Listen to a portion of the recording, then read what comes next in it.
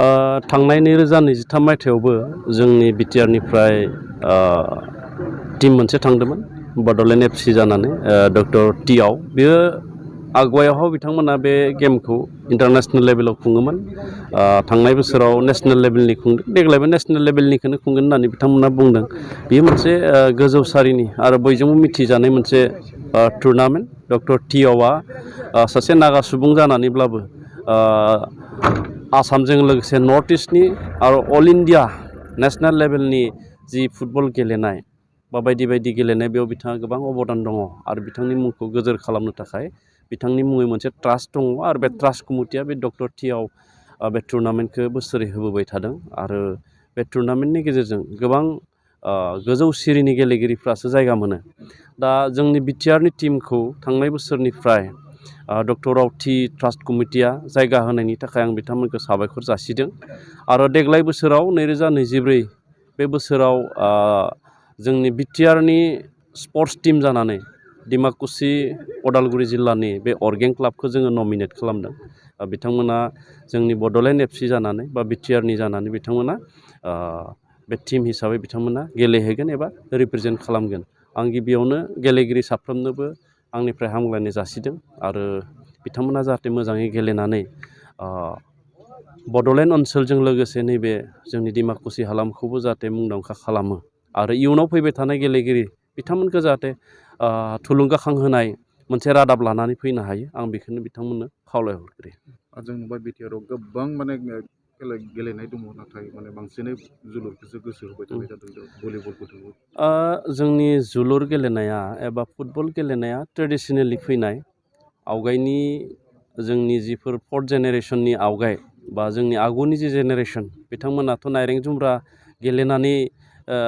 सामब्रानि फुटबल गेलेबोनाय दा बेखायनो फुटबला जोंनि गामि गामि न'खर न'खर मोनसे मुंदांखा गेम आरो फुटबलजों जोंनि सुबुंनि जि शारीरिक गठन एबा फिजिकेल स्ट्राक्चार बियो गोरोबफ्लेयो आरो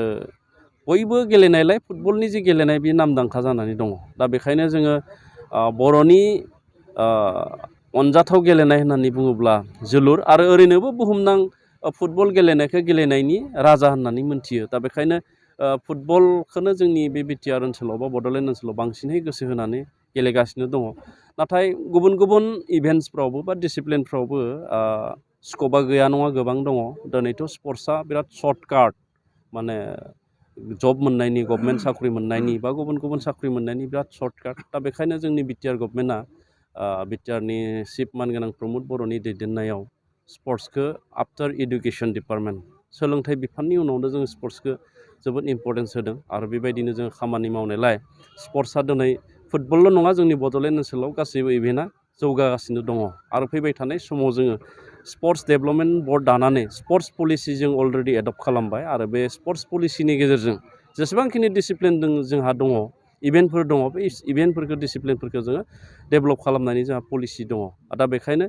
फैबाय थानाय 2-3-4 बोसोरनि गेजेराव जोंनि बड'लेण्ड ओनसोलाव फुटबल बायदि गुबुन गुबुन इभेन्टफ्राबो रायजोफोरजों अनसायजागोन आरो बयजोंबो मोनथिजागोन लोगोसे बे गेलेनायफ्राव बाहागो लानानै जोंनि लाइमोन सेंग्रा सिख्लाफ्रा गोबां गावखौनो गाव गावनि जिउखौ दानानै लानो हागोन डक्टर टिआव जि इन्टारनेशनेल गेलेनाय बेहाय बाहागो लानो थांदों माबायदि प्रिपेरेसनाथ' जोंना थिगैनो दङ जों बे गेमखौ फाइनाल गेलेथारगोन होननानै मिजिंथिदों आरो दा बेनि थाखाय नोंथांमोना माबायदि कर्सखौ खालामदों माबायदि साखाफारा जादों साखाफारायाथ' जों माने सिगांनिफ्राय एसे गावबागाव प्रेक्टिस खालामखानाय आरो ओमफ्राय बिदिनो ज'हायथ' बांद्राय प्रेक्टिस खालामनो मोनासै जेनेबा ओमफ्राय दा मैया साननै जाबाय जों गेम गेलेफैनाया बाहाय ओरैनो फ्रेन्डलि हिसाबै गेलेदोंमोन आरो ओमफ्राय बेयावथ' थिगैनो दङ गेलेनाया जुदि देरहानांगौबो जाहैबाय टिम इभेन्टनि मेनेजमेन्टआ बुजिलायनाया गोबां नांगौ जायो नङा होमबा दा बेनि थाखाय नोङो माबायदि लिड लागोन जोंथ' जेनेबा दा टिम हिसाबै होबाथाय मोनसे स्प्रिट टिम हिसाबै गेलेनांगोन जेनेबा गासिबो माने खोथाखौ मानिलायनानै गेलेनांगोन आरो